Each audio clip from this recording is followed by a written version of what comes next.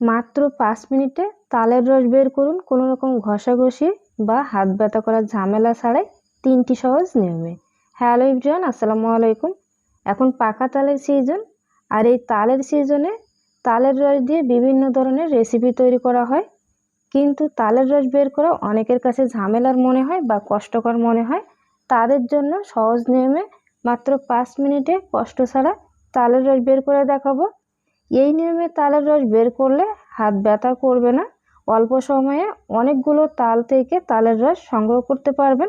তো দেরি না করে চলুন তাহলে দেখে আসি কিভাবে খুব সহজে আপনারা তালের রস বের করবেন। এখানে তালটাকে আমি পানি দিয়ে ভালো মতো পরিষ্কার করে নিয়েছি।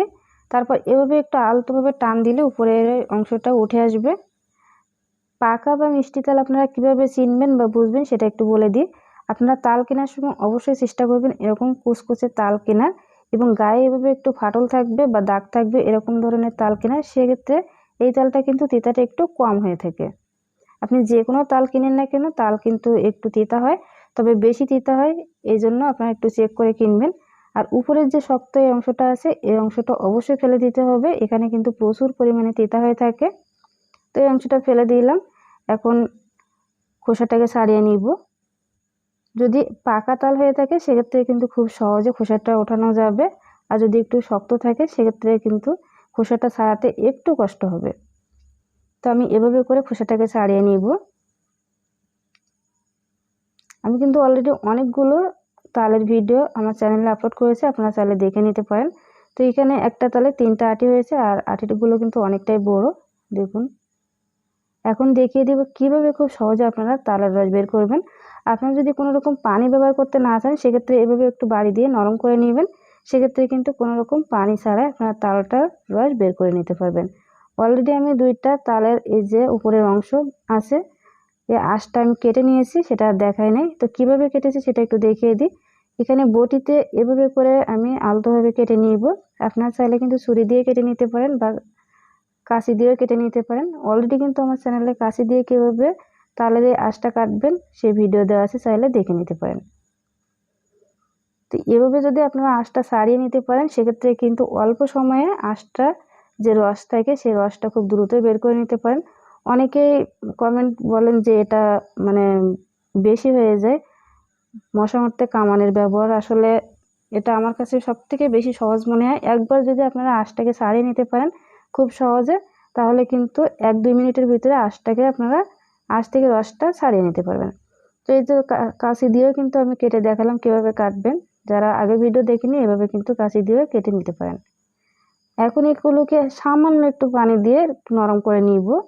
এখানে আপনারা চাইলে পানি না দিয়ে কিন্তু কাজটা করে নিতে পারেন, তবে একটু পানি দিলে এটা অনেকটাই নরম হয়ে থাকে আর রসটা বের করতে খুব সুবিধা হয়। এখানে মোট 1/2 কাপের মতো পানি দিয়েছি। চাইলে পানি দিয়ে আপনারা এভাবে রেখে দিতে পারেন, সেক্ষেত্রে কিন্তু অনেকটা নরম হয়ে যায়, হাত দিয়ে কিন্তু কোনো চটকানোরও প্রয়োজন হবে না। তারপর এই যে মিষ্টির যে প্যাকেটগুলো থাকে বাজার থেকে কোনো কিছু নিয়ে আসার পরে দেখবেন এই ধরনের ব্যাগ দিয়ে থাকে, নেটের যে ব্যাগগুলো, এই ব্যাগটা পরিষ্কার করে তারপর এভাবে একটু চটকে নিলেই কিন্তু খুব সহজে তালের রসটা বেরিয়ে আসে। এই যে দেখুন কত সহজে কিন্তু তালের রসটা বের করে নিলাম। আপনি যদি একটা করে আটি ঘষে ঘষে তালের রসটা বের করতে যান সেক্ষেত্রে কিন্তু অনেকটা সময় লাগে, আর সবথেকে কষ্টকর হলো হাত ব্যথা হয়। অনেক সময় যখন আপনি ঘষা দেবেন দেখবেন যে আপনার হাতের কবজিটা অনেক ব্যথা হয়ে থাকে, সেক্ষেত্রে আমার কাছে এই পদ্ধতিটা অনেক ভালো মনে হয়। আর ওই পদ্ধতিতে যদি আপনারা না করতে চান সেক্ষেত্রে ব্লেন্ডারের জারে দিয়ে কয়েক সেকেন্ড ঘুরিয়ে নিলেই কিন্তু খুব সহজে তালের রসটা বেরিয়ে আসে। দেখুন কত সহজে ব্লেন্ডারে দিয়ে এভাবে করে আমি রসটা বের করে নিলাম। আর যদি এগুলো একটাও করতে না চান সেক্ষেত্রে কিন্তু একটু হাত দিয়ে চটকে এভাবে একটা স্ট্রেনারে দিয়ে এভাবে হালকা একটু ঘষে তারপর রসটা বের করে নিতে পারেন। কোনো রকম কিন্তু হাতটাও ব্যথা করে না এই পদ্ধতিতে। কোনো রকম ঘষাঘষি বা হাত ব্যথা ছাড়াই খুব সহজে তালের রস বের করে নিলাম। আপনারা চাইলে এই নিয়মে খুব সহজে তালের রসটা বের করে নিতে পারেন। আর আমি যে 1/2 কাপ পরিমাণ পানি এখানে ব্যবহার করেছি সেই পানিটা কিভাবে তাল থেকে আলাদা করে নিলাম তার ভিডিও আমি নেক্সট টাইম দিয়ে দিব, এবং কিভাবে তালের তিতাভাবটা দূর করবেন সেটাও দিয়ে দিব, চাইলে দেখে নিতে পারেন। তো আজকের এই পদ্ধতি আপনাদের কাছে কেমন লেগেছে অবশ্যই কিন্তু কমেন্ট সেকশনে জানাবেন। দেখা হবে পরবর্তী কোনো ভিডিওতে। সেই পর্যন্ত সবাই ভালো থাকবেন, সুস্থ থাকবেন, আমাকে সাপোর্ট করবেন। আসসালামু আলাইকুম।